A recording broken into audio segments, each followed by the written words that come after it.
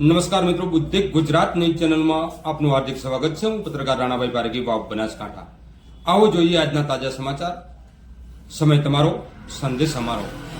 મારું નામ સંજય બાપટ છે। ગુજરાત પ્રદેશ સંગઠન મંત્રી છું અને પૂર્વ પશ્ચિમ કચ્છ અને મોરબી જિલ્લાની જવાબદારી છે।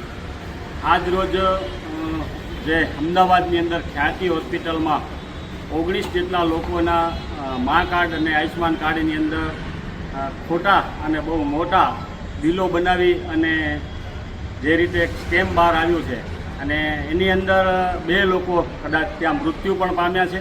એના પછી આખી આ પ્રક્રિયા જે આયુષ્માન કાર્ડ અને મા કાર્ડની છે બહાર આવી છે। દિલ્હીની અંદર ખૂબ સારી રીતે માન્ય કેજરીવાલ સાહેબને ત્યાં સંચાલન થઈ રહ્યું છે। મોલા ક્લિનિકો અને જે હોસ્પિટલો છે એ બધાએ તમામ માટે ફ્રી ઓફમાં છે ને આપણે ત્યાં જે આ મા કાર્ડ અને આયુષ્માન કાર્ડ છે માત્ર ને માત્ર ભાજપના મળતિયા લોકો, જે અમુક એવી હોસ્પિટલો છે જે ભાજપની મળતિયા લોકો છે એવા લોકો દ્વારા સ્કેમ કરવામાં આવે છે। 5 આંગળી જેમ સરખી ન હોય એમ તમામ ડૉક્ટર્સ કે હોસ્પિટલ પણ સરખા નથી હોતા। એ બાબતની વિશેષ જાણકારી આપણને જિલ્લા પ્રભારી શ્રી ડૉક્ટર નેહલ વૈદ સાહેબ આપશે। નમસ્કાર।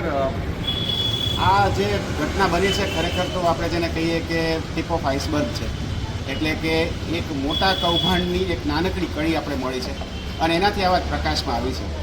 સાચું પૂછો તો ગુજરાત સરકારની આ જે કામ કરવાની રીત છે કે જેમાં અલગ અલગ પ્રકારના કાર્ડ બનાવવામાં આવે, લોકોની કેટેગરી કરવામાં આવે અને પછી એમને કંઈ લાભ આપવામાં આવે, એમાં આ યોજનાની પણ અત્યાર સુધીની જેટલી યોજનાઓ નીકળી છે એ દરેકમાં કંઈ ને કંઈ તકલીફ આવી છે અને એ તકલીફનો ઇતિહાસ છે એ ગુજરાત સરકારની ઓફિસોમાંથી મળી શકે એમ છે કે કેવી રીતે આ પહેલાંની યોજનાઓ પણ જે હેલ્થની હતી ચાલતી હતી અને કેવી રીતે એમાં પણ ગરબો ગોટાળા થતા હતા। તો આ જે કાર્ડ બનાવીને સવલત આપવાની જે વાત છે અને પ્રાઇવેટ હોસ્પિટલો સારી રીતે કામ કરી અને સવલત આપશે એ સમજ જે છે એ સમજ જ સરકારની ખોટી છે। ખરેખર તો સરકારે પોતે જ સેવાઓ આપવી જોઈએ જેથી એમાં કોઈ ભ્રષ્ટાચારની કોઈ શક્યતા ના રહે। દિલ્હીની અંદર જે કોઈ પણ સ્વાસ્થ્યની સેવાઓ છે એ બધી જ સેવાઓ બધા જ લોકો માટે મફત છે, એટલે કોઈ કેટેગરાઇઝેશન નથી કે આનું આ કાર્ડ બન્યું કે તે કાર્ડ બન્યું કે આ બીપીએલ છે કે એપીએલ છે કે એવું કંઈ જ નથી।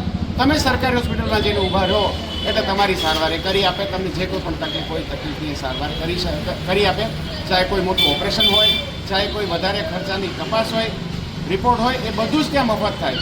તો આ જે મોડેલ છે એ મોડેલની અંદર ભ્રષ્ટાચાર થવાની શક્યતા લગભગ નીલ થઈ જાય છે।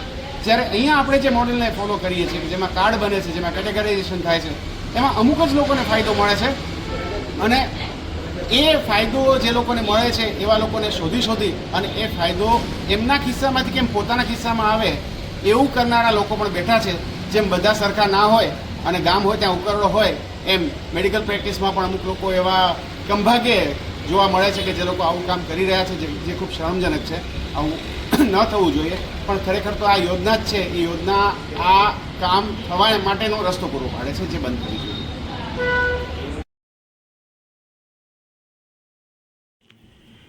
નમસ્કાર। ગુજરાતના તમામ જિલ્લાઓ અને તાલુકામાં ભ્રષ્ટાચાર થતાનો આક્ષેપ।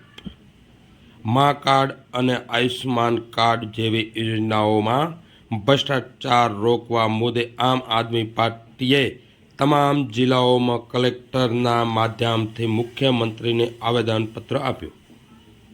ત્યારે સમગ્ર ગુજરાતમાં મા કાર્ડ અને આયુષ્માન કાર્ડ જેવી યોજનાઓમાં થતા ભ્રષ્ટાચાર મુદ્દે તપાસ થવી જોઈએ એવું આમ આદમી પાર્ટી જણાવે છે।